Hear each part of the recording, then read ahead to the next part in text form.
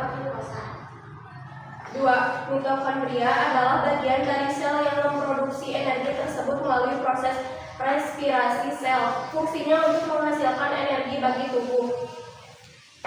3. Plasma membran adalah sebuah struktur selaput tipis yang menyelubungi sebuah sel. Fungsinya untuk mengontrol keluar masuknya bahan makanan yang dibutuhkan oleh sel.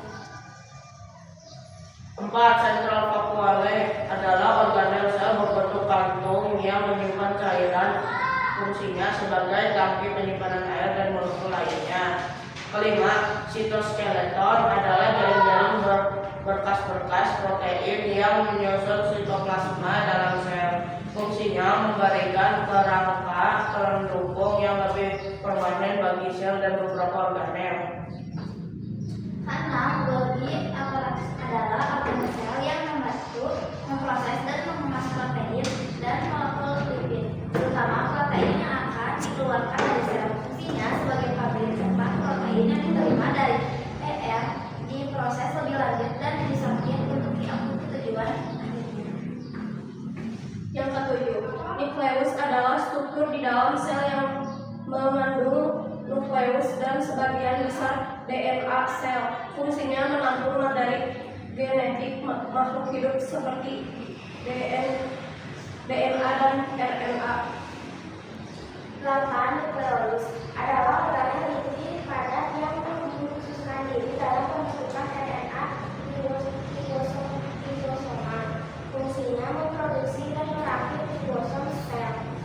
9. Endoplasmik retikulum adalah struktur dinamis yang besar yang memiliki banyak peran dalam sel, termasuk penyimpanan kalsium, sintesis protein, dan metabolisme lipid.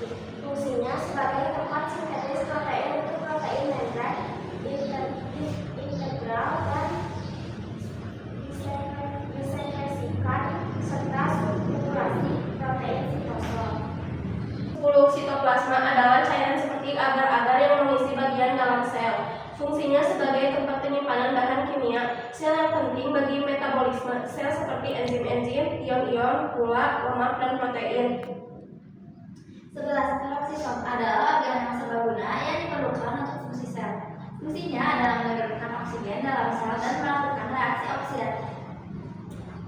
12. Plasmodes mata adalah suatu saluran terbuka pada dinding sel. Tumbuhan melalui mana benang sitosol terhubung dari sel-sel tetangganya. Fungsinya sebagai tempat pertukaran zat dan pertukaran gas antara sel, menghubungkan sel yang satu dengan sel lainnya melalui retikulum endoplasma dengan celah desmol tubuh, dan memberikan suatu rute yang mudah untuk menggerakkan ion-ion